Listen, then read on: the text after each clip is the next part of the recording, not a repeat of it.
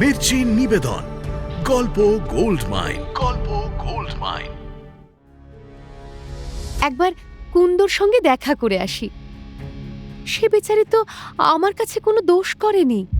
তুমি আত্মঘাতিনী হতে পারবে?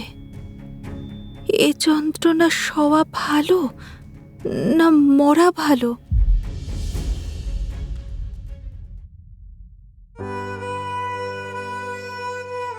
মির্চি গল্প গোল্ড মাইনে আপনাকে স্বাগত। মণিমাণিক্যে ভরা বাংলা সাহিত্যের কিছু কালজয়ী উপন্যাস ও গল্প দিয়ে সাজানো আমাদের এই মির্চি গল্প গোল্ড মাইন। আজ শুনছেন বঙ্কিমচন্দ্র চট্টোপাধ্যায় রচিত সামাজিক উপন্যাস বিষবৃক্ষ। 1279 বঙ্গাব্দ অর্থাৎ ইংরেজির 1873 সালে এই উপন্যাসটি প্রথম প্রকাশিত হয়েছিল তৎকালীন বঙ্গদর্শন পত্রিকায়। আজ শুনছেন কাহিনীর শেষ পর্ব।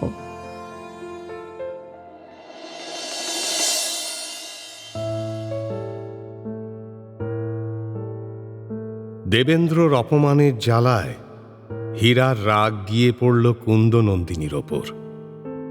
সে বাড়ি ফিরল বিষ কিনে। এদিকে দত্তবাড়ি নগেন্দ্র সূর্যমুখীর বিহনে অন্ধকার। কুন্দর নিত্যসঙ্গী দুঃখ যন্ত্রণা। এর মধ্যেই খবর এলো নগেন্দ্র ফিরছেন। যেদিন শেষবার দেবেন্দ্রর সঙ্গে সাক্ষাৎ হয়েছিল সেদিন শটান তাঁর পায়ে পড়েছিল হীরা। অনুনয় করে তাঁকে বলেছিল, আমি তোমার দাসী, এভাবে আমায় পরিত্যাগ করে চলে যেও না, আমি যে সইতে পারবো না। তুমি বুঝি ভেবেছ আমি তোমার প্রেমে আকুল হয়েছিলাম?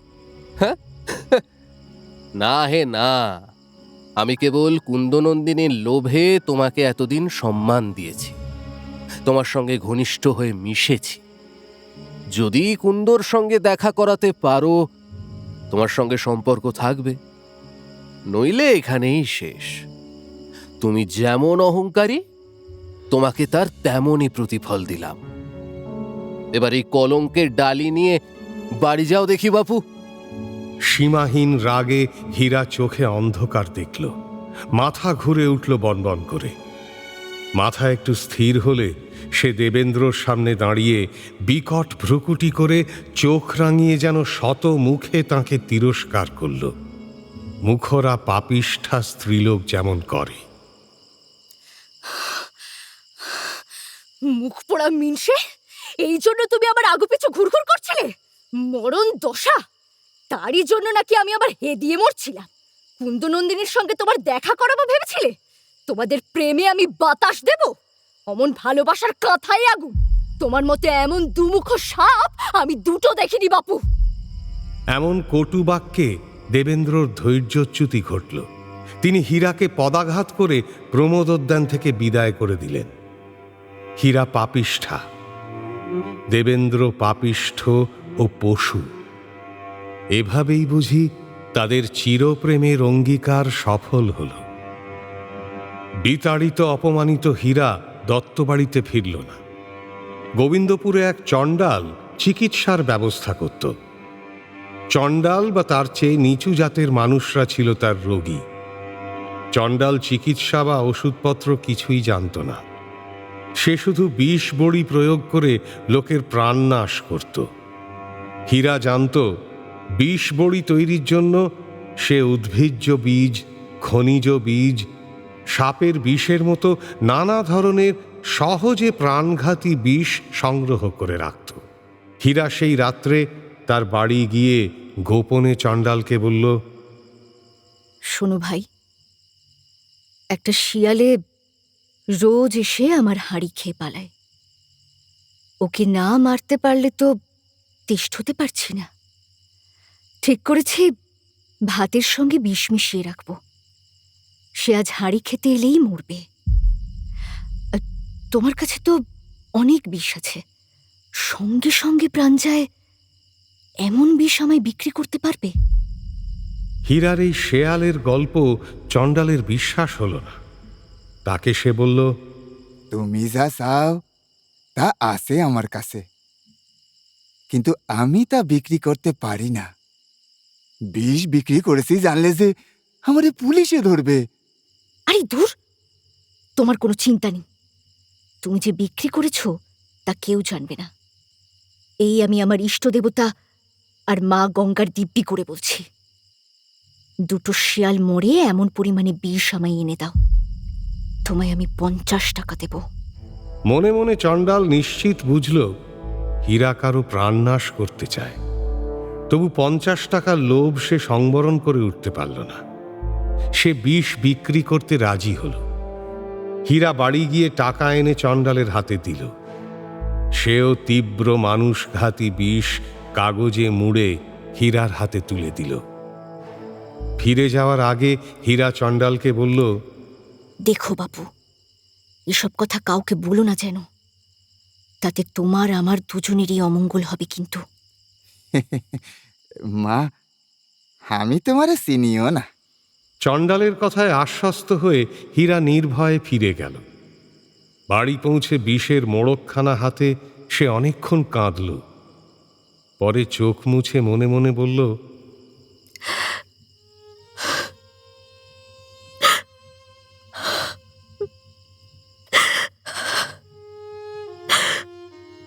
আচ্ছা আচ্ছা, আমার কি দোষ? আমি কি দোষে বিষ খেয়ে মরবো? হ্যাঁ, যে আমাকে মারলো আমি তাকে না মেরে নিজে মরতে যাবই বা কেন? এই বিষ তো আমি খাবো না। যে আমার এই দশা করেছে হয় সে খাবে, কিংবা তার প্রেয়সী ওই কুন্দনন্দিনী বিষ খাবে। এদের একজনকে মেরে তবেই আমি মরতে হয়তো মরব। হীরা যখন নিজের মনে দেবেন্দ্র ও কুন্দনন্দিনীর মৃত্যু চিন্তায় বিভোর, তার আই লাঠি ঠুকঠুক করে চলেছিল দত্তবাড়ির দিকে। পিছু পিছু জুটেছিল ফচকে ছেলের দল। তারা সমস্বরে আওড়াতে লাগল, হীরা রায় বুড়ি, গোবরের ঝুড়ি, হাটে গুড়ি গুড়ি, দাঁতে ভাঙে নুড়ি, কাঁঠাল খায় দেড় বুড়ি। ছেলের দল কবিতা উড়ে নাচতে নাচতে বুড়ির পেছন পেছন এগোচ্ছিল। কবিতাখানায় তেমন কিছু না থাকলেও আই বিলক্ষণ রেগে যাচ্ছিল। লাঠি তুলে দাঁত কিড়মিড় করে সে ছেলেদের গালি দিচ্ছিল বিস্তর। যা বেটারা যা, যা বলছি এখান থেকে। হ্যাঁ, মোরা খেগোর দল সব সব কটা জমের বাড়ি যাবি, জমের বাড়ি যাবি সব কটা। হ্যাঁ, এই তোদের পূর্বপুরুষেরা জল পাবে না, দেখবি তখন। এই এখন আমি বলে দিলাম। ছেলেরা তবু হাসতে হাসতে পিছু ধাওয়া করছিল। এমনটা প্রায় রোজই ঘটে থাকে। এদিন শেষমেশ নগেন্দ্র দত্তর বাড়ির দোরগোড়ায় এসে বুড়ি নিষ্কৃতি পেল। দারোয়ানদের মোটা কালো দাড়িগোঁফ দেখে ছেলের দল ভয়ে পালালো। পালাতে পালাতেও কোনো একখানা দুষ্টু ছেলে চেঁচিয়ে ছড়া কেটে গেল, রামচরণ দোবে সন্ধেবেলায় শোবে, চোর এলে কোথায় পালাবে? আর এক বিটলে ছেলে ডাক পাড়ল, রামদিন পারে বেড়ায় লাঠি ঘাড়ে, চোর দেখলে দৌড় মারে পুকুরের পারে। কেউ আবার আওড়ালো, লালচাঁদ সিং নাচে তিরিং মিরিং, ডাল রুটি যোগ কিন্তু কাজে ঘোড়ার ডিম। মুখে মুখে ছড়া কাটা ছোঁড়াদের দারোয়ানরাও নানান অভিধান বহির্ভূত শব্দে ভূষিত করতে লাগল। ছেলের দল পালালো। লাঠি ঠুকঠুক করতে করতে হীরার আই পৌঁছল নগেন্দ্রর বাড়ির ডাক্তারখানায়। ডাক্তারকে দেখে চিনতে না পেরে বুড়ি বলল, হ্যাঁ বাবা, ডাক্তার বাবা কোথাগা? ও বুড়ি, আমি তো ডাক্তার। ও, আর বাবা চোখে যে দেখতে পাইনে, বয়স তো হলো। আমার দুঃখের কথা আর বলবো কি, একটা বেটা ছিল জমকে দিলাম, একটা নাতনি ছিল তারও তো। বলতে বলতে আই হাউমাউ খাউ করে বিকট কান্না জুড়ল। ডাক্তার পড়লেন ফ্যাসাদে। তাকে থামিয়ে বললেন, আহা, সেসব পরে হবে। এখন এখন কি হয়েছে সেটা শুনি, বলো। বুড়ি ডাক্তারের কথা কানে না তুলে মহা কান্নাকাটি করে নিজের জীবনচরিত বলতে লাগলো। অনেক কাঁদা কাটার পর তা শেষ হলে ডাক্তার ফের জিজ্ঞেস করলেন, তা এখন তুমি চাওটা কি? হয়েছে কি তোমার? আই বুড়ি ফের নিজের জীবন কাহিনী বলতে শুরু করেছিল। ডাক্তার ভারী বিরক্ত হচ্ছেন দেখে হীরা তার মা, তার বাবা ও তার স্বামীর জীবনচরিত শুরু করে দিল। ডাক্তার অনেক কষ্টে তার মর্মার্থ বুঝলেন। সে মর্মার্থ হল, বুড়ি হীরার জন্য একটু ওষুধ চায়। তার রোগ হলো বাতিক। হীরা গর্ভে থাকাকালীন তার মা উন্মাদগ্রস্ত হয়েছিল। কিছুকাল সেই অবস্থায় কাটিয়ে সে মরে যায়। হীরা ছোটবেলা থেকে অত্যন্ত বুদ্ধিমতী। তার মধ্যে কোনো লক্ষণ বুড়ি দেখেনি, কিন্তু ইদানিং সে সন্দেহ হচ্ছে। কারণ হীরা নাকি কখনো একা হাসে, কখনো একা কাঁদে, কখনো বা ঘরে দৌড় দিয়ে নাচে, কখনো চিৎকার করে, কখনো মূর্ছা যায়। তারই জন্য ওষুধ চাইতে বুড়ি ডাক্তারখানায় এসেছে। ডাক্তার একটু চিন্তা করে বললেন, তোমার নাতনির হিস্টিরিয়া হয়েছে। তা বাবা, ইষ্টিরসের ওষুধ নেই? ওষুধ আছে বই কি, ওকে খুব গরমে রেখো। হ্যাঁ, আর এই যে ক্যাস্টর অয়েল দিচ্ছি, কাল সকালে খাইয়ে দিও, পরে অন্য ওষুধ দেবক্ষণ। ডাক্তারবাবুর বিদ্যে ওই পর্যন্তই। ফলে হীরার আই ক্যান্টার অয়েলের শিশি হাতে ফের লাঠি ঠুকঠুক করতে করতে ফিরে চলল। পথে একজন প্রতিবেশিনীর সঙ্গে দেখা। সে বলল, কি গো হিরে রাই, তোমার হাতে ওটা কি?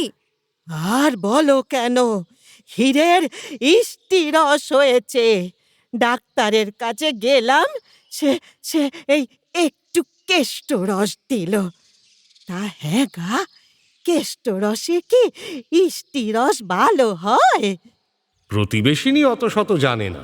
অনেক ভেবেচিন্তে সে বলল, তা হবেও বা, কেষ্টই তো সকলের ইষ্টি, তার অনুগ্রহে ইষ্টিরস ভালো হতেও পারে।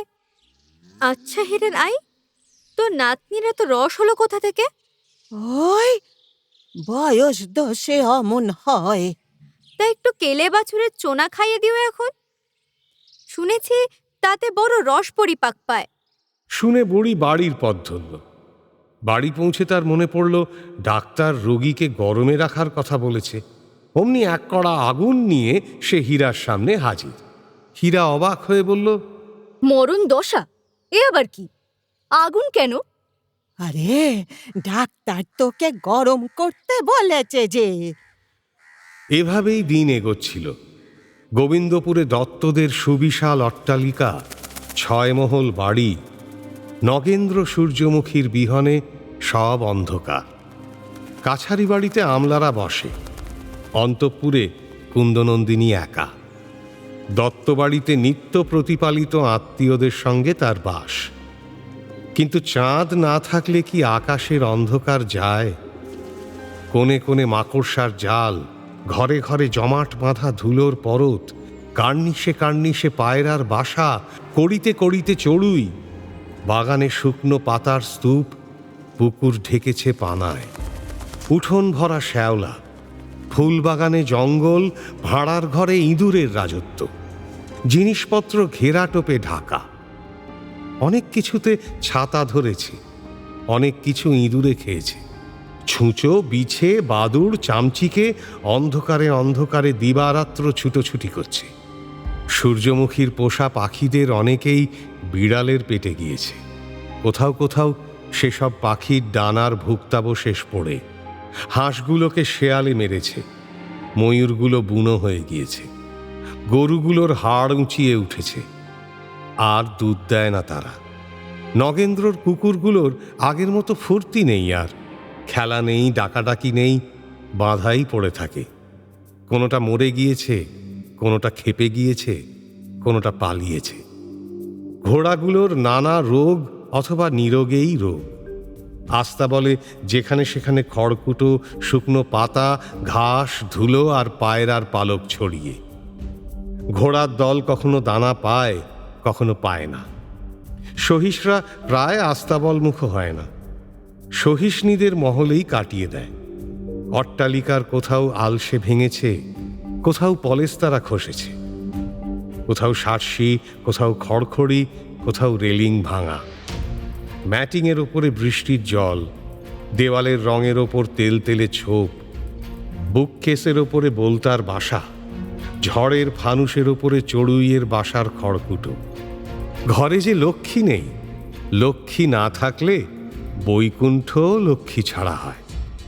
যে বাগানে মালি নেই, ঘাসে ঢেকে গিয়েছে, সেখানেও কখনো কখনো একখানা গোলাপ বা স্থলপদ্ম ফুটে যায়। দত্তদের এমন খাঁ খাঁ পুরীতে কুন্দনন্দিনীও যেন সেভাবেই একা বাস করছিল। আশ্রিত আর 5 জন যেমন, কুন্দ তেমনই খেত পড়ত। কেউ তাকে গৃহিণী ভেবে কোনো কথা বললে কুন্দ ভাবত, হে ঈশ্বর, এও বুঝি আমার সঙ্গে তামাশা করছে। এমনকি দেওয়ানজি কোনো কথা জিজ্ঞেস করে পাঠালেও ভয়ে কুন্দর বুক তুরতুর করত। বাস্তবিকই সে দেওয়ানজিকে বড় ভয় পেত। তার কারণও ছিল। নগেন্দ্র কুন্দকে সরাসরি কোনো চিঠি লিখতেন না, তিনি লিখতেন দেওয়ানজিকে। সেসব চিঠি কুন্দ চেয়ে চিনতে এনে পড়ত, কিন্তু পড়ে আর ফেরত দিত না। সেসব চিঠি পড়াই তার সন্ধ্যা গায়ত্রী হয়েছিল। তাই কুন্দ ভয়ে থাকত, পাছে দেওয়ানজি চিঠি ফেরত চান। দেওয়ানজির নাম শুনলেই তাই তার মুখ শুকিয়ে যেত। হীরার কাছে একদিন কথা দেওয়ানজি শুনেও ছিলেন। বুঝলে দেওয়ানজি, আমাদের কুন্দ ঠাকুরন বাবুর চিঠিগুলো বার করে রোজ পড়তে বসে, ওই জন্যই তোমায় ফেরত দেয় না গো। তুমি পাছে আবার চাও, সেজন্য ভারী ভয় খায় তোমাকে। কি বা করবে বলো, বর তো আর ওকে চিঠি লেখে না। শুনে দেওয়ানজির ভারী মায়া হয়েছিল। তিনি আর চিঠি ফেরত চাইতেন না। নগেন্দ্র চিঠি এলে নিজে তার নকল রেখে কুন্দকে পড়তে দিতেন। বাস্তবিক সূর্যমুখী যন্ত্রণা পেয়েছিল, কিন্তু কুন্দনন্দিনী কি পাচ্ছে না? সূর্যমুখী স্বামীকে ভালোবাসত, কুন্দ কি বাসে না? তার ক্ষুদ্র হৃদয়েও যে অপরিমিত প্রেম। প্রকাশের শক্তি নেই বলে প্রতিকূল বাতাসের মতো সে ভালোবাসা নিত্য কুন্দর মনের ভেতরে আঘাত করত। বিয়ের আগে কিশোরী বেলা জুড়ে কুন্দ নগেন্দ্রকে ভালোবেসেছিল, কাউকে বলেনি, কেউ জানতেও পারেনি। নগেন্দ্রকে পাওয়ার কোনো বাসনাও করেনি, আশাও করেনি।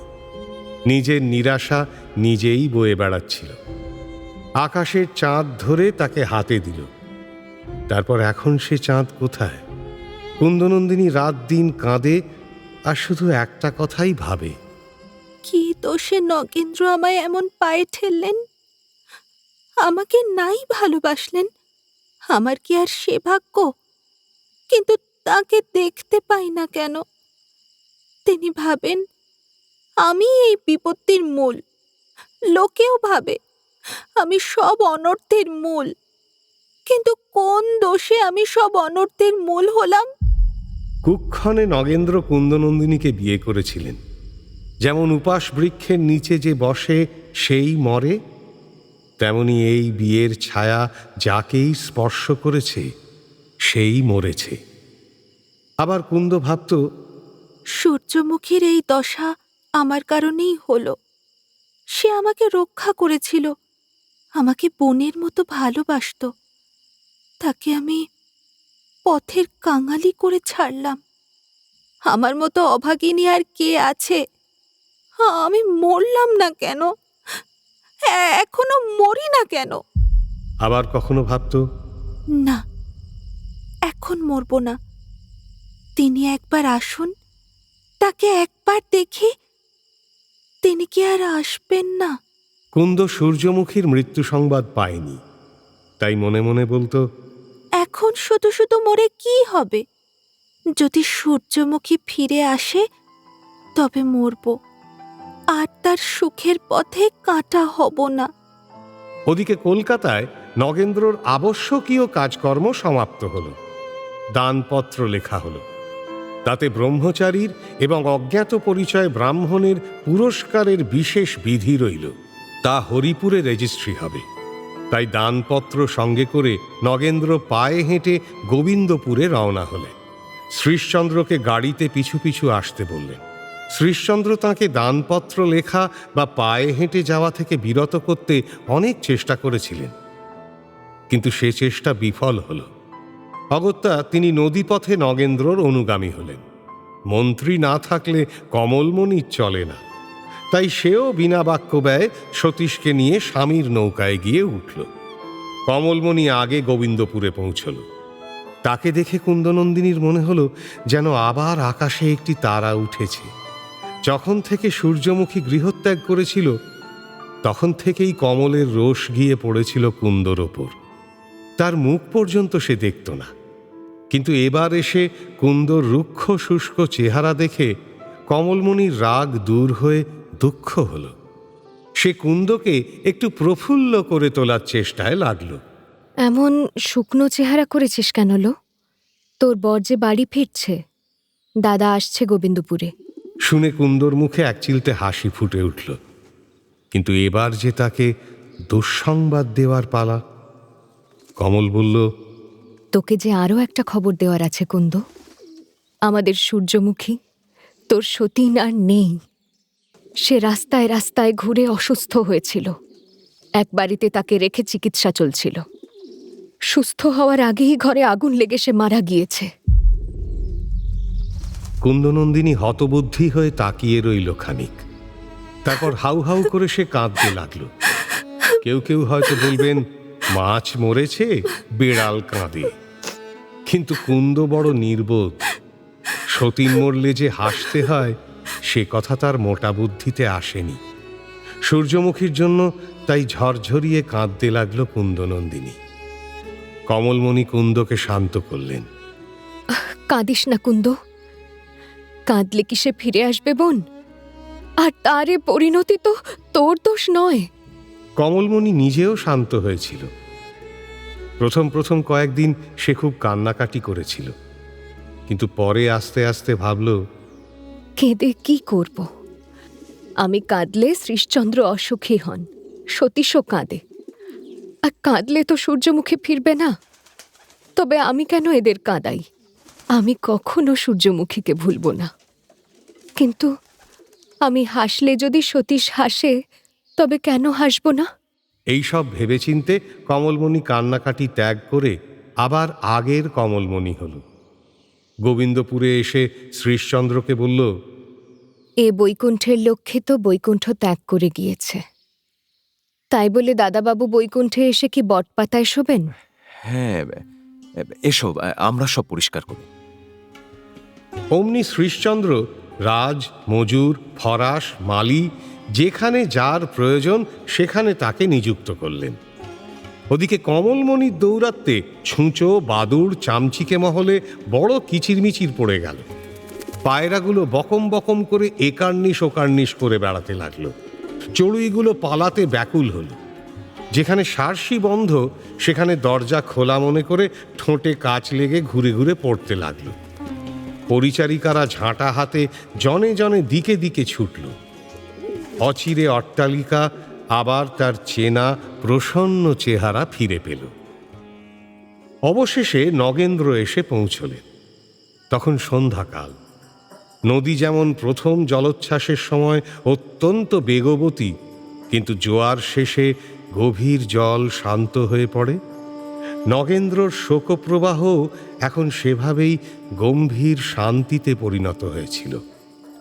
দুঃখ কমেনি, কিন্তু অধৈর্যের ভাব হ্রাস পেয়েছিল। তিনি ধীর স্থিরভাবে আমলাদের সঙ্গে কথাবার্তা সারলেন। সকলকে ডেকে কুশল সংবাদ জিজ্ঞেস করলেন, কিন্তু সূর্যমুখীর প্রসঙ্গ একবারের জন্য তুললেন না। নগেন্দ্রর ধীর ভাব দেখে সকলেই তাঁর দুঃখে দুঃখিত হল। পুরনো ভৃত্যেরা এসে প্রণাম করে আড়ালে গিয়ে কাঁদতে লাগল। নগেন্দ্র কষ্ট দিলেন কেবল একজনকেই। চিরদুঃখিনী কুন্দনন্দিনীর সঙ্গে তিনি দেখাটুকুও করলেন না। নগেন্দ্র শোয়ার ব্যবস্থা হলো সূর্যমুখীর ঘরে। কমলমণি দেখে একটু অবাক হয়েছিল। সে পরিচারিকাকে ডেকে বলল, এ কিলো, তোরা বাবুর শোয়ার আয়োজন ও ঘরে করলি কেন? এখন তো কুন্দ তার স্ত্রী। দিদিমণি, বাবুজি ও ঘরেই শুতে চাইলেন গো, তার আদেশেই ব্যবস্থা করেছি। শুনে কমলমণি ঘাড় নাড়ল। পরিচারিকা চলে গেল নিজের কাজে। কমলমণি বুঝল দাদা এভাবেই সূর্যমুখীকে ফিরে পেতে চান। রাত গভীর হল, সবাই যে যার ঘরে ঘুমোতে গেলে নগেন্দ্র সূর্যমুখীর শোয়ার ঘরে গেলেন। ঘুমোতে নয়, কাঁদতে। সূর্যমুখীর শোয়ার ঘরটি বেশ প্রশস্ত। নগেন্দ্রর সকল সুখের মন্দির হিসেবে সূর্যমুখী নিজে হাতে তাকে যত্নে সাজিয়ে গুছিয়ে তুলেছিল। চওড়া উঁচু ঘর, সাদা কালো মার্বেলে মোড়া মেঝে, একপাশে বিচিত্র বস্ত্রে সাজানো নানান ছাঁদের কাঠের আসন, বিরাট আয়নাসহ হরেক রকম গৃহসজ্জার সামগ্রী। দেওয়ালে কয়েকটি ছবি ঝোলানো ছিল। বিলিতি ছবি নয় সেসব। নগেন্দ্র ও সূর্যমুখী পরামর্শ করে ছবির বিষয় স্থির করে এক দেশি চিত্রকরকে দিয়ে আঁকিয়েছিলেন। নগেন্দ্র যখন একাকী এ ঘরে ঢুকলেন তখন রাত্রি দ্বিপ্রহর পেরিয়ে গিয়েছে। সন্ধ্যার পর থেকে অল্প অল্প বৃষ্টির সঙ্গে ঝোড়ো হাওয়া দিচ্ছিল। এখন মাঝে মাঝে বৃষ্টি পড়ছে, হাওয়া বইছে প্রচণ্ড বেগে। বাড়ির খোলা দরজাগুলো বজ্রের মতো বিকট আওয়াজ তুলে ধাক্কা খাচ্ছিল, ঝনঝনিয়ে উঠছিল সার্সি। নগেন্দ্র শোয়ার ঘরে ঢুকে দরজা বন্ধ করলেন। আওয়াজের শোরগোল কমে এলো। খাটের পাশে আরেকটি দরজা ছিল, সেদিক দিয়ে হাওয়া আসছিল না, তাই তা খোলাই রইল। ঘরে ঢুকে নগেন্দ্র দীর্ঘশ্বাস ফেলে সোফায় গিয়ে বসলেন। এই সোফাতেই সূর্যমুখীর সঙ্গে কত না সুখালাপ হয়েছে, সেসব কথা মনে করে নগেন্দ্র কাঁদতে লাগলেন। ফাঁকা আসনটিকেই জড়িয়ে ধরে কত স্নেহচুম্বন দিলেন তাকে। আবার মুখ তুলে দেখতে লাগলেন সূর্যমুখীর প্রিয় ছবিগুলো। গোটা ঘর প্রদীপের আলোয় উজ্জ্বল। সেই আলোয় ছবির চরিত্ররাও যেন প্রাণবন্ত হয়ে উঠছিল। নগেন্দ্রর কত কথা স্মরণে আসতে লাগলো। মনে পড়ে সূর্যমুখী, একদিন ছবিতে উমার ফুলের সাজ দেখে তোমারও ফুল পরার স্বাদ হয়েছিল। আমি নিজের হাতে বাগান থেকে ফুল তুলে এনে তোমায় সাজিয়ে দিয়েছিলাম। সেদিন তোমার সুখ দেখে কে, যেন রত্নময়ী হওয়ার সুখ কেউ হার মানিয়েছিলে।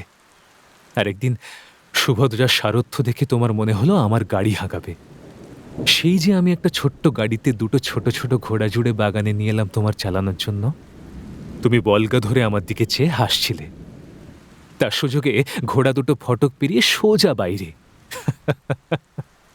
অমনি তোমার সে কি লজ্জা! লোকজন দেখে ঘোমটা টানছ শুধু। শেষে আমি আবার বলগা ধরে গাড়িখানা বাগানে ফিরিয়ে নিয়ে এলাম। কত হাসলাম দুজনে। তারপর ঘরে ফিরে এসে তুমি ছবির সুভদ্রাকে কিল দেখালে, বললে তুই সর্বনাশী, যত আপদের গোড়া। ভাবতে ভাবতে নগেন্দ্রর চোখ থেকে আবার টপ টপ করে জল পড়তে লাগলো। যন্ত্রণা আর সইতে না পেরে তিনি সোফা থেকে উঠে ঘরের মধ্যে পায়চারি করতে লাগলেন। কিন্তু যেদিকে তাকান সেদিকেই যে সূর্যমুখীর চিহ্ন। দেওয়ালে চিত্রকর যে লতা এঁকেছিল তার অনুকরণ করে সূর্যমুখীও আরেকটি লতা এঁকেছিল। তা আগের মতোই দেওয়ালের গায়ে জ্বলজ্বল করছে। একদিন দোলে সূর্যমুখী স্বামীকে কুমকুম ছুঁড়ে মেরেছিল, তা নগেন্দ্রর গায়ে না লেগে দেওয়ালে গিয়ে লেগেছিল। আজও সেই আবিরের চিহ্ন রয়ে গিয়েছে। ঘর প্রস্তুত হওয়ার পরে সূর্যমুখী তার এক জায়গায় স্বহস্তে লিখেছিল, 1910 সম্বৎসরে ইষ্ট দেবতা স্বামীর স্থাপনার জন্য এই মন্দির তাহার দাসী সূর্যমুখী কর্তৃক প্রতিষ্ঠিত হল। নগেন্দ্র সে লেখা পড়লেন। তারপর কতবার যে ফিরে ফিরে পড়লেন। আকাঙ্ক্ষা যেন মেটে না। চোখের জলে দৃষ্টি ঝাপসা হয়ে আসতে লাগলো। চোখ মুছে মুছে পড়তে লাগলেন। একসময় দেখলেন আলো যেন ক্ষীণ হয়ে আসছে। ফিরে দেখলেন দীপ নিভে আসছে। নগেন্দ্র দীর্ঘশ্বাস ফেলে বিছানায় শুতে গেলেন। তখনই প্রবল বেগে ঝড় উঠল বাইরে। জানলা দরজা তুমুল আওয়াজে আছাড়ি পিছাড়ি করতে লাগলো। সেই সময় তেল ফুরিয়ে এসে প্রদীপ প্রায় নিভু নিভু, তার শেষ আলোটুকু জোনাকির মতো জেগে। সেই আলো আধারিতে নগেন্দ্র এক অদ্ভুত ব্যাপার দেখতে পেলেন। বজ্রপাতের শব্দে চমকে উঠে খাটের পাশে খোলা দরজার দিকে চোখ পড়ল। সেখানে যেন এক স্ত্রীলোকের ছায়ামূর্তি। আরো ভালো করে নজর করে নগেন্দ্র যা দেখলেন, তার গায়ে কাঁটা দিয়ে উঠল, কাঁপতে লাগলো হাত পা। সেই ছায়ামূর্তিতে যেন সূর্যমুখীর অবয়ব। নগেন্দ্র যেই তাকে চিনলেন, পালঙ্ক থেকে নিচে পড়ে সেদিকে এগোতে গেলেন। ছায়া অদৃশ্য হল। সেই সময় আলো নিভে গেল।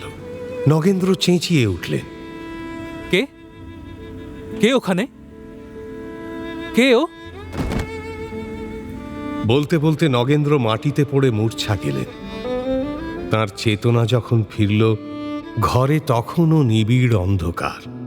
ক্রমে তার সংজ্ঞা ফিরল পুরোপুরি। মূর্ছা যাওয়ার বিষয়টা যখন তার সবটুকু মনে পড়ল, নগেন্দ্র আরো বিস্মিত হয়ে পড়লেন। তার মনে হলো, এ কি, আমার মাথার নিচে বালিশ এলো কি করে? আমি তো মাটিতে পড়ে গিয়েছিলাম। আর আর এ কি সত্যি বালিশ? কেমন অন্যরকম ঠেকছে যেন। নগেন্দ্র বালিশে হাত ছুঁইয়ে দেখলেন, সে আসলে বালিশ নয়, কোনো মানুষের উরুদেশ। তার কোমলতায় মনে হলো যেন কোনো রমণীর কোল।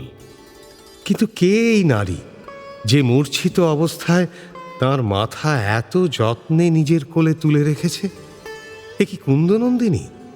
সন্দেহভঞ্জনে নগেন্দ্র জিজ্ঞেস করলেন, কে তুমি? কার কোলে আমি মাথা রেখেছি? কোনো উত্তর এলো না। কেবল দু তিনটি উষ্ণ জলের ফোঁটা এসে পড়ল নগেন্দ্রর গালের ওপর। বুঝলেন, যেই হোক, সে কাঁদছে। উত্তর না পেয়ে তিনি অঙ্গ স্পর্শ করলেন। আচমকা তাঁর গা শিরশিরিয়ে উঠল। নগেন্দ্র যেন বুদ্ধিভ্রষ্ট হলেন। নিশ্চেষ্ট জড়ের মতো পড়ে রইলেন কিছুক্ষণ। পরে ধীরে ধীরে কোল থেকে মাথা তুললেন। ঝড় বৃষ্টি থেমে গিয়েছে ততক্ষণে। আকাশে মেঘ নেই। অন্ধকার কেটে পূব দিকে আলো ফুটেছে। বাইরে আলো হয়ে গিয়েছে। ঘুলঘুলি দিয়ে ঘরের মধ্যেও সে আলো আসছিল অল্প অল্প। নগেন্দ্র উঠে বসে দেখলেন, রমণীও উঠে ধীরে ধীরে দরজার দিকে চলল। তিনি অনুভব করলেন, এ তো কুন্দনন্দিনী মনে হচ্ছে না। তখনও ঘরে এমন আলো নেই যাতে মানুষ চেনা যাবে। আকার ও ভঙ্গি কিছুটা বোঝা গেল শুধু। নগেন্দ্র মুহূর্তকাল ভালো করে নজর করে দেখলেন। তারপর দাঁড়িয়ে থাকা সেই স্ত্রীমূর্তির পদতলে পড়লেন। সজল চোখে কাতর স্বরে বললেন, দেবী হও আর মানুষই হও, তোমার পায়ে পড়ি, আমার সঙ্গে একটিবার কথা বলো, না হলে আমি মরে যাব। রমণী কি বলল নগেন্দ্র তা বুঝতে পারলেন না ঠিক।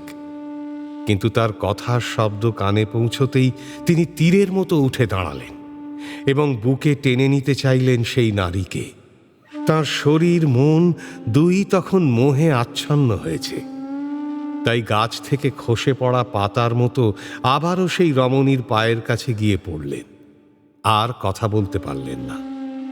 রমণী ফের মাটিতে বসে নগেন্দ্রর মাথা কোলে তুলে নিলেন। নগেন্দ্রর মোহ বা ঘুম যখন ভাঙল, তখন সকাল হয়ে গিয়েছে।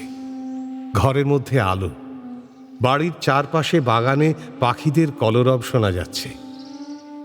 নগেন্দ্র উপলব্ধি করলেন, তার মাথা এখনো সেই নারীর কোলেই রয়েছে।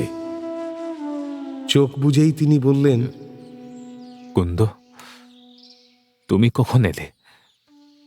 কাল সারা রাত আমি সূর্যমুখীকে স্বপ্নে দেখেছি। স্বপ্নে দেখছিলাম তার কোলে মাথা রেখে শুয়ে আছি আমি। তুমি যদি সূর্যমুখী হতে পারতে, সে যে কি সুখের হতো। এবার সেই রমণী বলল, সেই পোড়ার মুখীকে দেখলে তুমি যদি অত খুশি হও, তবে আমি সেই পোড়ার মুখী হলাম।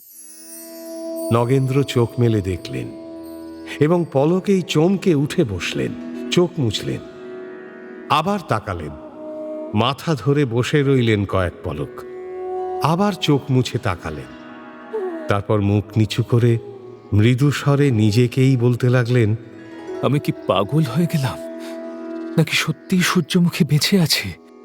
ওহ, শেষে এই আমার কপালে ছিল, পাগল হয়ে যাওয়া। নগেন্দ্র মাটিতে শুয়ে পড়ে হাতের মধ্যে মাথা গুঁজে কাঁদতে লাগলেন।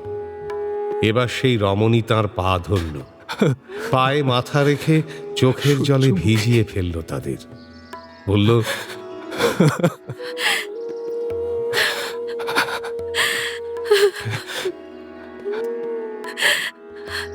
ওঠো, ওঠো, ওঠো না, ওঠো আমার জীবন সর্বস্ব। মাটি ছেড়ে উঠে বসো দেখি, ভালো করে দেখো, ভালো করে দেখো, আমি মরিনি। আমি যে এত দুঃখ সয়েছি, আজ আমার সব দুঃখের শেষ হলো। আমি আবার তোমার পদসেবা করতে এসেছি।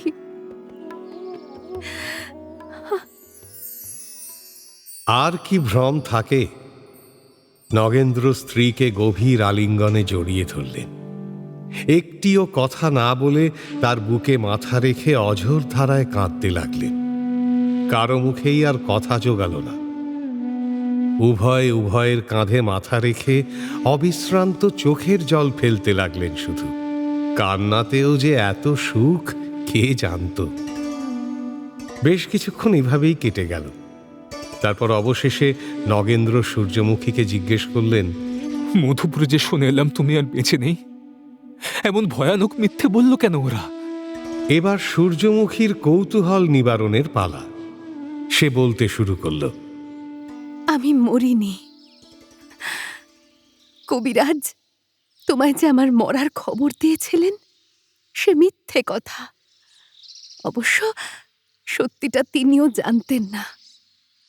তাঁর চিকিৎসায় খানিকটা সবল হয়ে ওঠার পর থেকেই তোমাকে দেখতে গোবিন্দপুরে আসার জন্য আমি কাতর হয়ে পড়েছিলাম।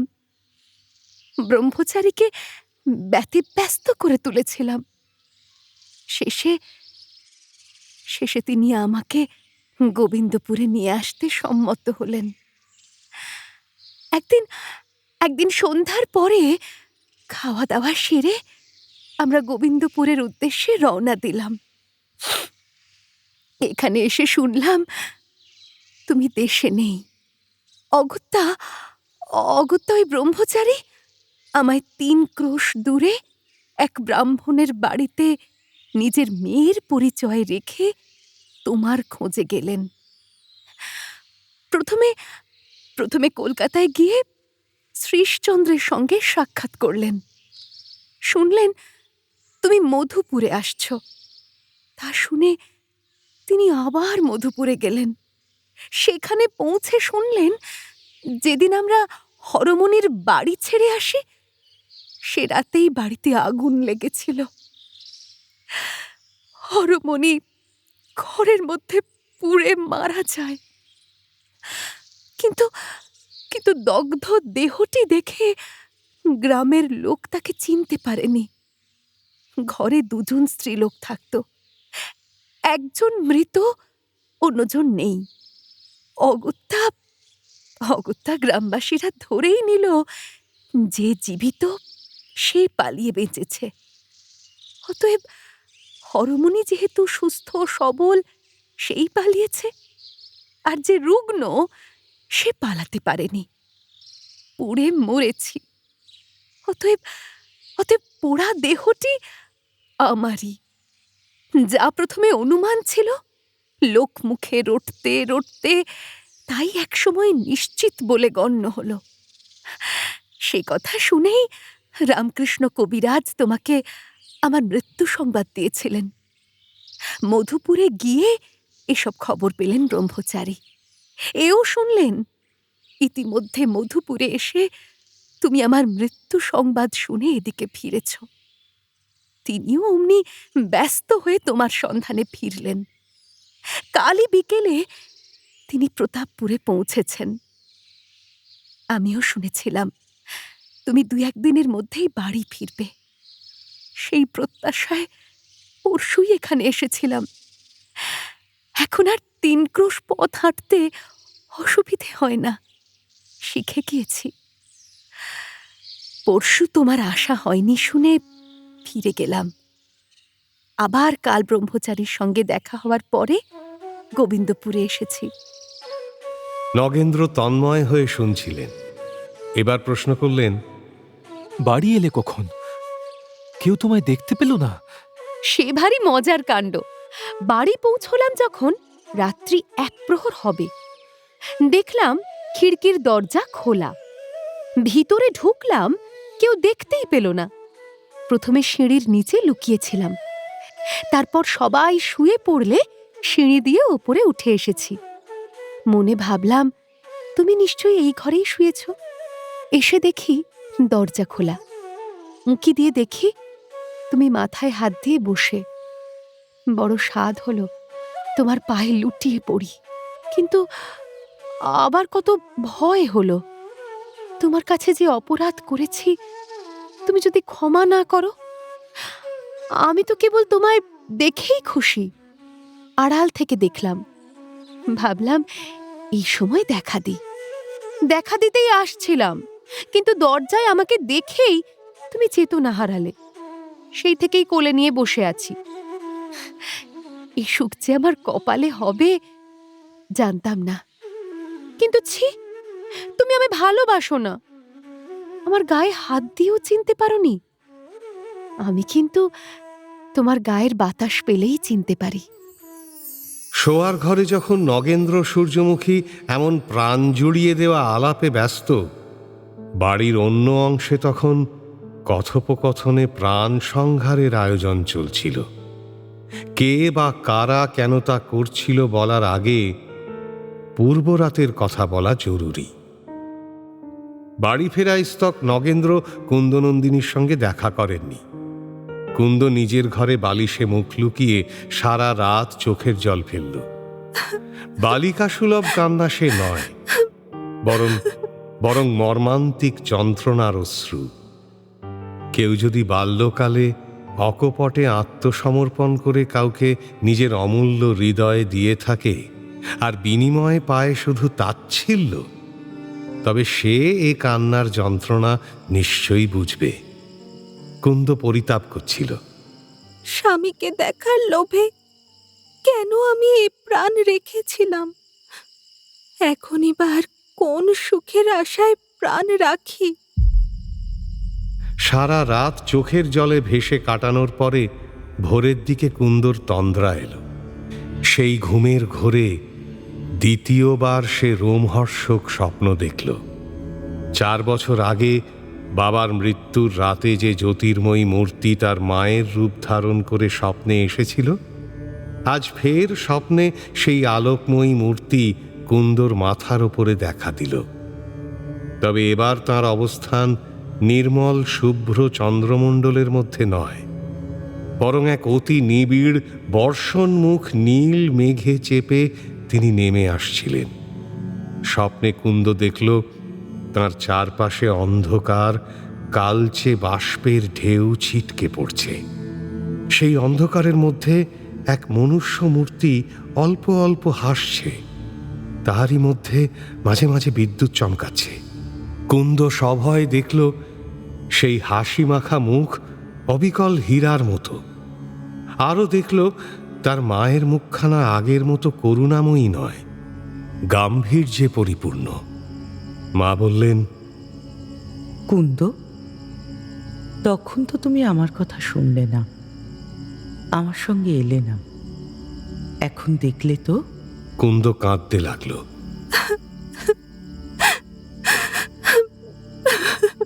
মা ফের বললেন, বলেছিলাম আমি আর একবার আসব, তাই আবার এলাম। এখন যদি সংসার সুখে পরিতৃপ্তি জন্মে থাকে, তবে আমার সঙ্গে চলো। মা, তুমি আমাকে সঙ্গে নিয়ে চলো। আমি আর এখানে থাকতে চাই না। বেশ, তবে এসো। এই বলে তেজময়ী অন্তর্হিত হলেন। ঘুম ভেঙে সেই স্বপ্নের কথা মনে পড়ল কুন্দর। সে দেবতার কাছে ভিক্ষা চাইল। এবার তবে আমার স্বপ্ন সফল হোক ঠাকুর। ইতিমধ্যে সকাল হয়েছে। কুন্দর পরিচর্যার কাজ সারতে তার ঘরে এলো হীরা। দেখল কুন্দ কাঁদছে। কমলমণি গোবিন্দপুরে আসার পর থেকেই সে ভালো ব্যবহার করছিল। এর আসল কারণ নগেন্দ্রর ঘরে ফেরার খবর। আগের ব্যবহারের প্রায়শ্চিত্ত স্বরূপ হীরা আগের চেয়েও ঢের মিষ্টি ব্যবহারে কুন্দর সমস্ত আজ্ঞা পালন করছিল। অন্য কেউ তার এই কপটতা ধরে ফেলত হয়তো, কিন্তু কুন্দ যে বড় সরল আর একটুতেই সন্তুষ্ট। সুতরাং নতুন করে হীরার এমন মধুর ব্যবহারে সন্দেহ হওয়া দূরে থাক, সে খুশিই হয়েছিল। অতএব আগের মতোই সে হীরাকে বিশ্বাসের যোগ্য মনে করছিল। অবশ্য কোনো কালেই সে হীরাকে অবিশ্বাসের জায়গায় বসায়নি, রুক্ষভাষিনী মনে করেছিল শুধু। হীরা কুন্দকে কাঁদতে দেখে জিজ্ঞেস করল, কি হয়েছে মা ঠাকুরন, কাঁদছ কেন? কুন্দ কিছু বলতে পারল না, শুধু হীরার দিকে তাকালো। হীরা দেখল তার চোখ ফোলা, বালিশ ভিজে রয়েছে। সে বলল, হে কি, সারা রাত কেঁদেছ নাকি? কেন, বাবু কিছু বলেছেন বুঝি? কিছু না। বলতে বলতে কুন্দ আবার হু হু করে কেঁদে ফেলল। হীরা বেশ বুঝল গুরুতর কিছু ঘটেছে। কুন্দর কষ্ট দেখে তার বুকের ভেতর আনন্দের বাণ ডাকল যেন। তবু মুখ ম্লান করে সে জিজ্ঞাসা করল, আচ্ছা, বাবু বাড়ি এসে তোমার সঙ্গে কি কথাবার্তা বললেন? আমরা দাসী, আমাদের তা বলতে হয়। না, কোনো কথাই বলেননি। সে কি, এতদিন পরে দেখা হলো, কোনো কথাই বললেন না? আমার সঙ্গে তার দেখা হয়নি। বলতে বলতে কুন্দ আর চোখের জল ধরে রাখতে পারল না। হীরা তা দেখে মনে মনে ভারী খুশি হল, তবে মুখে বলল, ছি মা, এতে কি কাঁদতে হয়? কত লোকের কত বড় বড় দুঃখ মাথার উপর দিয়ে গেল, আর তুমি দেখা করতে একটু দেরি হচ্ছে দেখে কাঁদছ? বড় বড় দুঃখ কিরকম কুন্দ তা বুঝতে পারল না। হীরা বলে চলল, আমার মতো যদি তোমায় সইতে হতো, তবে এতদিনে বোধহয় তুমি আত্মহত্যা করে ফেলতে। আত্মহত্যা? এই মহা অমঙ্গলজনক শব্দটি কুন্দর কানে বড় বাজল যেন। শিউরে উঠে সে সোজা হয়ে বসল। রাত্রে অনেকবারই সে আত্মহত্যার কথা ভেবেছিল। হীরার মুখে সেই কথা শুনে যেন অশুভ সংকেতের মতো মনে হলো। এদিকে হীরা তখনও বলে চলেছে, তবে আমার দুঃখের কথা বলি, শোনো। আমিও একজনকে নিজের প্রাণের চেয়েও বেশি ভালোবাসতাম। সে আমার স্বামী নয়, তবে যে পাপ করেছি তা মনিবের কাছে লুকিয়েই বা হবে কি? স্পষ্ট স্বীকার করাই ভালো। এই লজ্জাহীন কথা কুন্দর কানে ঢুকলই না। তার কানে সেই আত্মহত্যা শব্দটাই যেন বাজছিল, যেন ভূতে তার কানে বলছিল, তুমি আত্মঘাতিনী হতে পারবে? এ যন্ত্রণা সওয়া ভালো না মরা ভালো? হীরা বলে যাচ্ছিল, সে আমার স্বামী নয়, কিন্তু আমি তাকে লক্ষ স্বামীর চেয়েও বেশি ভালোবাসতাম। সে আমাকে ভালোবাসত না ঠিকই, আমি জানতাম সে কথা। এও জানতাম সে আমার চেয়ে শত গুণে নির্গুণ আর এক পাপিষ্ঠাকে ভালোবাসত। বলতে বলতে হীরা অতি তীব্র রাগে মাথা নিচু করে বসে থাকা কুন্দকে দেখল।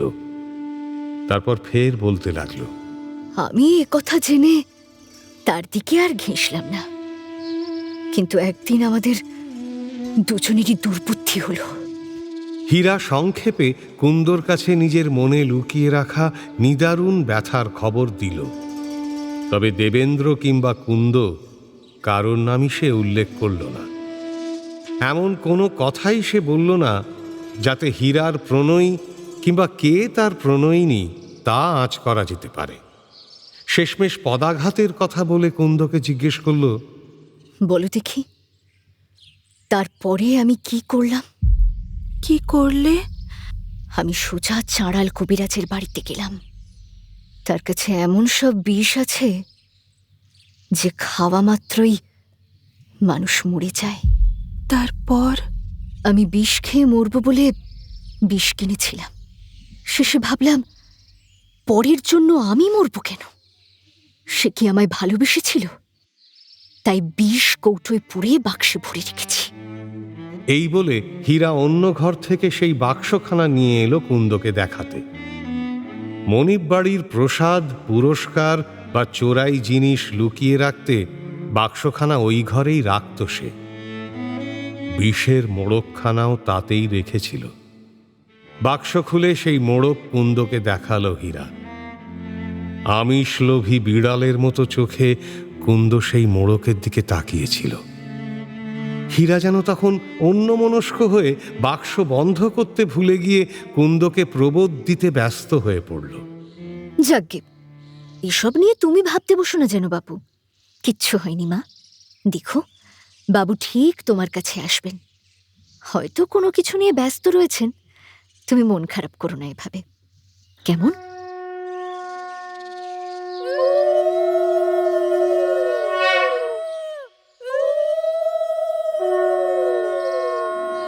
এমন সময় অকস্মাৎ সেই সকালবেলায় নগেন্দ্রর বাড়িতে মঙ্গল শঙ্খ এবং উলুধ্বনি বেজে উঠল। বিস্মিত হয়ে হীরা ছুটল কি ঘটেছে দেখতে। তার বাক্স পড়ে রইল কুন্দর সামনেই। অভাগিনী কুন্দ এই সুযোগে তার বিষের মোড়ক চুরি করল। হীরা ছুটে গেল বটে, কিন্তু শঙ্খধ্বনির কারণটা কি প্রথমে সে বুঝেই উঠতে পারল না। শুধু দেখল বড় একখানা ঘরের মাঝে বাড়ির সমস্ত স্ত্রীলোক, ছেলেমেয়ের দল কাকে যেন ঘিরে ধরে কলরব করছে। যার চারপাশে এই কোলাহল সে স্ত্রীলোক। হীরা কেবল তার চুলের গোছা দেখতে পেল, আর দেখল কৌশল্যা সহ পরিচারিকার দল সেই চুলে স্নিগ্ধ তেল মাখিয়ে কেশরঞ্জনী দিয়ে রং করছে। যারা সেই স্ত্রীলোকের চারপাশে জমায়েত করেছে তারা কেউ হাসছে, কেউ কাঁদছে, কেউ বকছে, কেউ বা আশীর্বাদ দিচ্ছে। বালক বালিকার দল হাততালি দিয়ে নাচছে, গাইছে। সকলকে ঘিরে ঘুরতে ঘুরতে কমলমণি শাঁখ বাজাচ্ছে, উলুধ্বনি দিচ্ছে। কখনো কখনো এদিক ওদিক দেখে নিয়ে একটু নেচেও উঠছে। তার চোখে জল, মুখে হাসি। হীরা অবাক হয়ে ভাবল, কে এসেছে? কে ও? দেখতে হচ্ছে তো। চেষ্টা চরিত্র করে হীরা সেই জমায়েতের মধ্যে দিয়ে গলা বাড়িয়ে উঁকি দিল এবং দেখে বিস্ময়ে সে হতবাক হয়ে গেল। সূর্যমুখী মেঝে বসে, তার মুখে মধুমাখা সস্নেহ হাসি। কৌশল্যা ও অন্য পরিচারিকারা তার রুক্ষ চুলে ফুলের গন্ধতেল মাখিয়ে দিচ্ছে। কেউ ভেজা গামছা দিয়ে তার গা মুছিয়ে দিচ্ছে, কেউ আবার ফেলে রেখে যাওয়া গয়না পরিয়ে তাকে সাজিয়ে দিচ্ছে। সূর্যমুখী সবার সঙ্গে মিষ্টি হেসে কথা বলছেন। একটু যেন লজ্জা, একটু অপরাধী ভাব মাখানো তাতে। তার গাল বেয়ে গড়িয়ে পড়ছে চোখের জল। সূর্যমুখী তো মরে গিয়েছিল, আবার সেই নাকি ঘরে ফিরে এসে এমন হাসি মুখে বসে। হীরা যেন চোখে দেখেও বিশ্বাস করতে পারছিল না। অস্ফুটে তাই সে এক পুরস্ত্রীকে জিজ্ঞাসা করল, হ্যাঁ গা, এ কে গা? সে কথা কানে গেল কৌশল্যার। এতদিন সে হীরার ভয়ে চোরের মতো ছিল। আজ তার দিন আসতেই চোখ ঘুরিয়ে ফোঁস করে উঠল, বলল, চেনো না জান, আমাদের ঘরের লক্ষ্মী আর তোমার জম। কেশবিন্যাস এবং সকলের সঙ্গে কুশল বিনিময় শেষ হলে সূর্যমুখী কমলমণির কানে কানে বলল, চলো দেখি কমল, তোমায় আমায় মিলে একবার কুন্দর সঙ্গে দেখা করে আসি। সে বেচারি তো আমার কাছে কোনো দোষ করেনি, আমার আর তার উপরে কোনো রাগও নেই। সে এখন আমার ছোট বোনের মতো। ঠিক আছে, চলো তবে। বেচারি খুব কষ্টে ছিল, সে কথা আমি জানি, দেখেছি। কেবল সূর্যমুখী ও কমলমণি কুন্দনন্দিনীর ঘরে গেল। অনেকক্ষণ আর বেরোল না কেউই। শেষে ভয়ার্ত মুখে কমলমণি বেরিয়ে এলো কুন্দর ঘর থেকে। তারপর ভীষণ ব্যস্ত হয়ে নগেন্দ্রকে ডেকে পাঠালো এক পরিচারিকাকে দিয়ে। এই কে আছে সেখানে? যা দেখি শিগগির দাদাবাবুকে ডেকে আন, এক্ষুনি। বল আমি ডাকছি, দেরি যেন না করেন। নগেন্দ্রর কাছে খবর গেল। তিনি তড়িঘড়ি এসে দেখলেন ঘরের সামনে জটলা। জিজ্ঞাসা করলেন, কি হয়েছে? এখানে ভিড় কিসের এত? কমলমণি ডাকছে বলল যে। জমায়েত হওয়া বধূর দল তখন কুন্দর ঘর দেখিয়ে বলল, ওই যে ওই ঘরে আপনাকে ডাকছে, দিদিমণি ওখানেই আছেন। নগেন্দ্র ঘরে ঢুকলেন। দরজার মুখেই সূর্যমুখীর সঙ্গে দেখা। সে কাঁদছিল। নগেন্দ্র কিছু বুঝতে না পেরে জিজ্ঞাসা করলেন, কি হয়েছে? কাঁদছো কেন এমন করে? সর্বনাশ হয়েছে। আমি এতদিনে জানলাম আমার কপালে একদিনেরও সুখ নেই। নইলে নইলে আমি আবার সুখী হওয়া মাত্র এমন সর্বনাশ ঘটে। কি কি হয়েছে? কুন্দকে আমি বালিকা বয়স থেকে মানুষ করেছি। এখন সে আমার ছোট বোন হয়। বোনের মতো তাকে আদর করব, সেই সাধ নিয়ে ঘরে ফিরেছিলাম। আমার সে সাধে ছাই পড়ল। কুন্দ যে বিষ খেয়েছে। নগেন্দ্র স্তম্ভিত হয়ে গেলেন। শুধু একটিমাত্র শব্দ বেরোল মুখ দিয়ে, সে কি? তুমি ওর কাছে থাকো, আমি ডাক্তার বদ্যি আনাচ্ছি। এই বলে সূর্যমুখী ঘর থেকে বেরিয়ে গেল। বেরিয়ে গেল কমলমণিও। নগেন্দ্র পায়ে পায়ে একাকী কুন্দনন্দিনীর কাছে গেলেন। ঘরে ঢুকে দেখলেন কুন্দ খাটের বাজুতে মাথা রেখে মেঝেতে বসে। মুখে যেন একরাশ কালি মাখিয়ে দিয়েছে কেউ। বড় বড় উজ্জ্বল চোখ দুটো কেমন নিষ্প্রভ হয়ে এসেছে। ফুলের মতো শরীর অবসন্ন হয়ে যেন ভেঙে পড়েছে। নগেন্দ্রকে কাছে আসতে দেখে কুন্দনন্দিনীর চোখের জল যেন উছলে উঠল। ছিন্ন পাতার মতো তার পায়ে লুটিয়ে পড়ল সে। নগেন্দ্র ধীরে ধীরে বললেন, এই কি শুনি কুন্দ? তুমি কি দোষে আমাদের ত্যাগ করে যাচ্ছ? কুন্দ কখনো স্বামীর কথায় মুখে মুখে উত্তর দিত না। আজ অন্তিমকালে সে মুক্ত কণ্ঠে কথা বলল। তুমি কি দোষে আমাকে ত্যাগ করেছ? হ্যাঁ? নগেন্দ্র নিরুত্তর হয়ে মাথা নিচু করে কুন্দর পাশটিতে এসে বসলেন।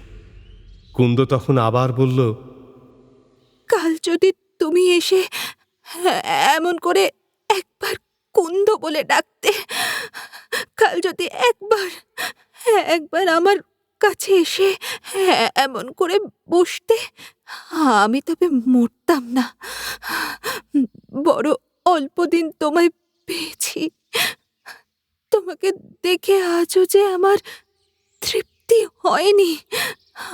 আমি মরতাম না, সত্যি।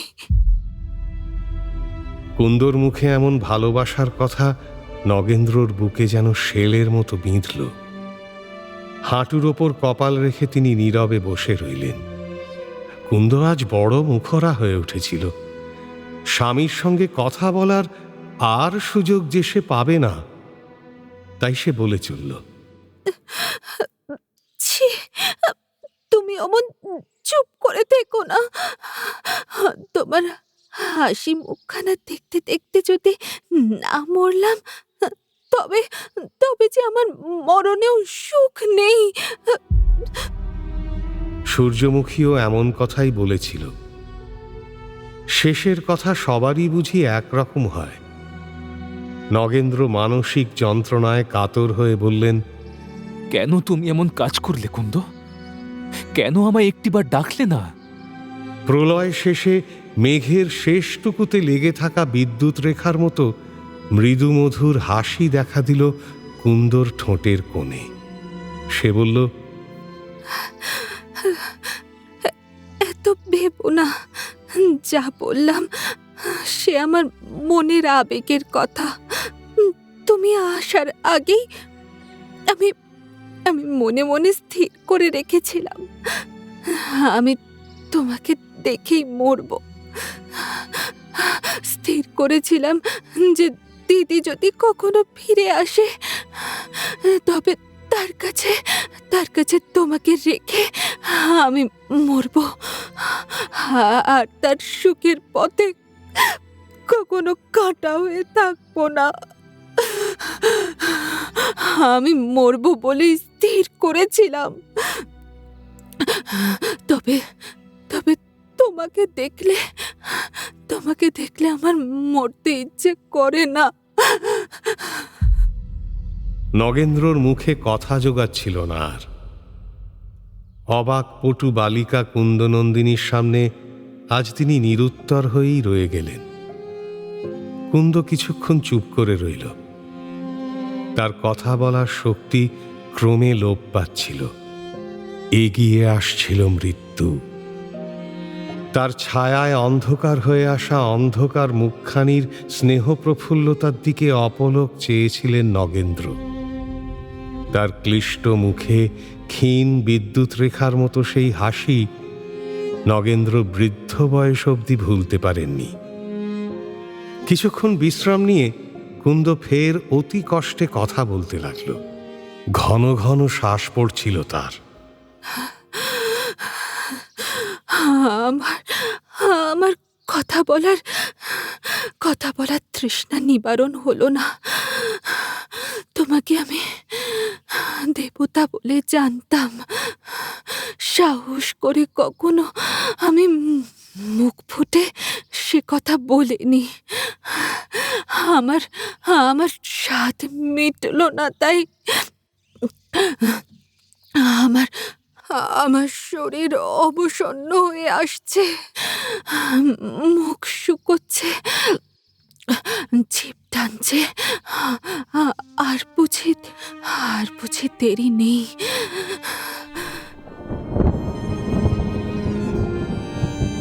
বলতে বলতে কুন্দ নগেন্দ্রর কোলে মাথা রেখে মেঝেতেই শুয়ে পড়ল। থেমে গেল কথা। চোখ বুজে চুপ করে রইল সে। ডাক্তার এলো। কুন্দকে দেখে শুনে সে আর ওষুধ দিল না।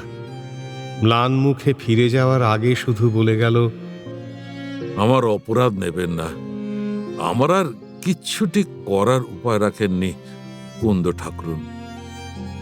সময়ের অপেক্ষা এখন। মৃত্যু আসন্ন বুঝে কুন্দ ক্ষীণ কণ্ঠে নগেন্দ্রকে বলল,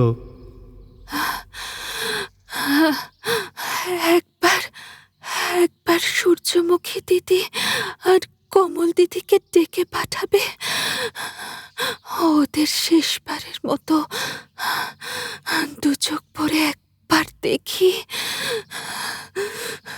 খবর পেয়ে সূর্যমুখী ও কমলমণি ছুটে এলো ঘরে। কুন্দ কোনো রকমে তাদের পায়ের ধুলো নিয়ে মাথায় ঠেকাল। তারা দুজনেই উচ্চ স্বরে কেঁদে উঠল। কুন্দ,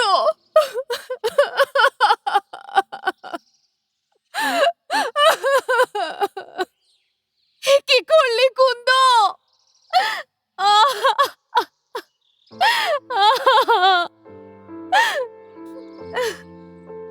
কুন্দনন্দিনী স্বামীর পায়ে মুখ লুকিয়ে নীরব হয়ে গেল। ক্রমে ক্রমে চেতনা হারিয়ে মৃত্যুর কোলে ঢলে পড়ল সে। ফোটার আগেই শুকিয়ে গেল কুন্দ ফুল। সূর্যমুখী ও কমলমণি অঝরে কাঁদছিল।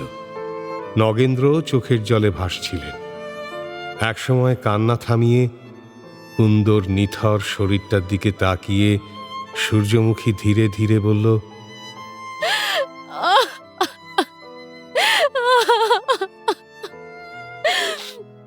ভাগ্যবতী, তোমার মতো প্রসন্ন ভাগ্য আমার হোক। আমিও যেন এমন করে স্বামীর চরণে মাথা রেখে মরি। স্বামীর চোখের জল মুছিয়ে তার হাত ধরে বাইরে নিয়ে গেলেন সূর্যমুখী। পরে এক সময় নগেন্দ্র কুন্দর নিষ্প্রাণ শরীর নদী তীরে নিয়ে গিয়ে যথাবিধি সৎকার সারলেন। অতুল স্বর্ণ প্রতিমা বিসর্জিত হল। নবীন যৌবনে কুন্দর এমন অকাল মৃত্যুর পরে সকলেরই প্রশ্ন ছিল, সে বিষ পেল কোথায়? সবারই সন্দেহ গিয়ে পড়ল হীরার ওপরে। নগেন্দ্র তাকে ডেকে পাঠালেন। হীরার আর খোঁজ পাওয়া গেল না। কুন্দনন্দিনীর মৃত্যুকাল থেকেই সে অদৃশ্য হয়ে গিয়েছিল। সেই থেকে হীরাকে কেউ আর দেখতে পায়নি। গোবিন্দপুর থেকে তার নাম ক্রমে হারিয়ে গেল। বছরখানেক পরে একবার মাত্র সে দেবেন্দ্রকে দেখা দিয়েছিল। তখন দেবেন্দ্রর রোপিত বিষবৃক্ষের ফল ফলেছিল। অতি কদর্য রোগে আক্রান্ত হয়েছিলেন তিনি। মদ্যপানে বিরতি না দেওয়ায় সে রোগ ঠেকানোও গেল না আর। তিনিও শুলেন মৃত্যুশয্যায়। কুন্দনন্দিনীর মৃত্যুর বছরখানেকের মাথায় দেবেন্দ্ররও অন্তিমকাল এসে উপস্থিত হল। মৃত্যুর দিন চারেক আগের কথা। দেবেন্দ্রর তখন বিছানা ছেড়ে ওঠার ক্ষমতাও চলে গিয়েছে। এমন সময় ঘরের দরজায় ভারী গোলমাল শুনে তিনি ক্ষীণ কণ্ঠে ভৃত্যদের জিজ্ঞাসা করলেন, কি হয়েছে? কিসের এত গোল? এক পাগড়ি এসেছে কোথা থেকে। আপনাকে দেখতে চাই হুজুর, কোনো কথাই শুনছে না। আসুক তবে। অনুমতি পেয়ে উন্মাদিনী ঘরের ভেতর এলো। দেবেন্দ্র তাকে চিনতে পারলেন না।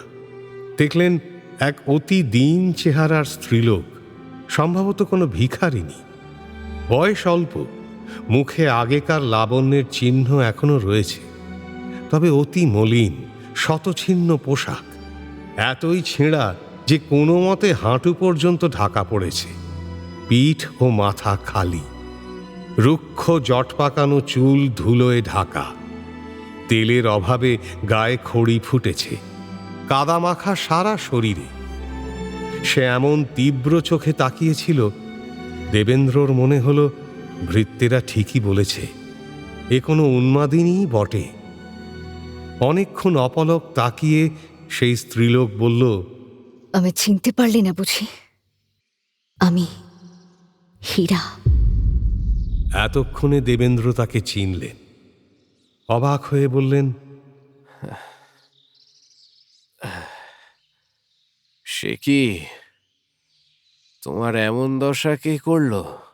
হীরা বিষম রাগে ঠোঁট কামড়ে হাত মুঠো করে দেবেন্দ্রর দিকে তেড়ে এলো। তীব্র কণ্ঠে বলল, সে কথা আবার জিজ্ঞেস করছো? আমার এমন দশা তুমিই করেছো, এখন চিনতে পারছো না? না, অথচ একদিনেই আমাকেই কত খোসামত করেছিলে। এই ঘরে বসেই আমার পা ধরে গিয়েছিলে। স্বরগরল খণ্ডনং মম শিরসি মণ্ডনং দেহি পদ পল্লব মুদারং। মনে পড়ে? এমন কত কথা মনে করিয়ে হীরা বলতে লাগলো, যেদিন তুমি আমাকে লাথি মেরে তাড়ালে, সেদিন থেকেই আমি পাগল হয়ে গিয়েছি। নিচে বিষ খেতে গিয়েছিলাম আমি। তারপর মনে হলো সে বিষ নিচে না খেয়ে তোমাকে কিংবা তোমার কুন্দকে খাবো। শেষে তোমার কুন্দকে বিষ খাইয়ে মনের জ্বালা মিটালাম। আর লুকোতে পারবো না দেখে দেশ ছেড়ে চলে গেলাম। আর আমার খাওয়া ছুটল না। পাগলকে আর কে খেতে দেবে বলো? সে থেকেই যখন ভালো থাকি ভিক্ষা করি, যখন রাগ চাপে গাছতলায় পড়ে থাকি। এখন তোমার মরণকালের কথা শুনে একবার আহ্লাদ করে তোমায় দেখতে এলাম। আশীর্বাদ করি তোমার যেন নরকেও ঠাঁই না হয়। এই বলে হীরা উচ্চস্বরে হেসে উঠল।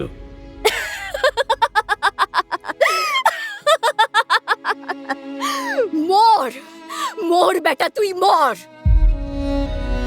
দেবেন্দ্র ভয়ে বিছানার অন্য পাশে সরে গেলেন কোনো রকমে।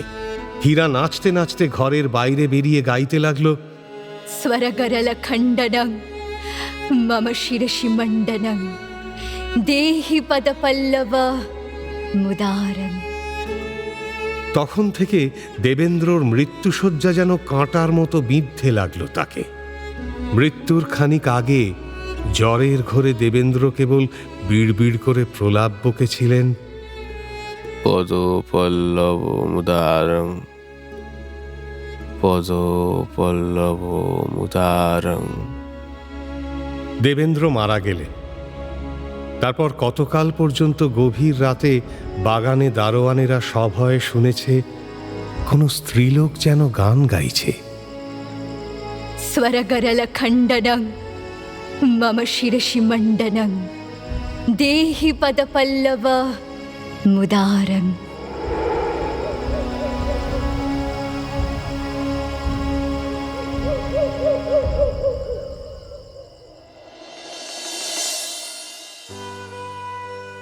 শুনলেন বঙ্কিমচন্দ্র চট্টোপাধ্যায়ের বিষবৃক্ষ, পর্ব ৭, নাট্যরূপ পরমা দাশগুপ্ত, পরিচালনায় দেবলীনা আচার্য, বিশেষ তত্ত্বাবধানে সৌভিক গুহ সরকার, সৃজনশীল পরিচালনায় ইন্দ্রাণী চক্রবর্তী, প্রযোজনায় ভিজুয়াল অডিও, ভাষ্য শেখর, সূর্যমুখী দেবশ্রী দাস চৌধুরী, নগেন্দ্র প্রসূন দাস, কমলমণি শ্রেয়সী বন্দ্যোপাধ্যায়, শ্রীশচন্দ্র স্পন্দন দাস, হরদেব গৌরব গুহ মজুমদার গোগো, হীরা অধ্যায় সাহা, কুন্দনন্দিনী মৌমি দত্ত, দেবেন্দ্র সায়ন্তন ঘোষ, হীরার আই আলপনা শর্মা,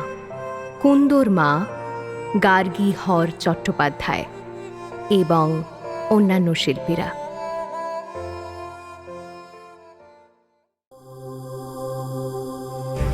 মির্চি নিবেদন, গল্প গোল্ড মাইন। গল্প গোল্ড মাইন।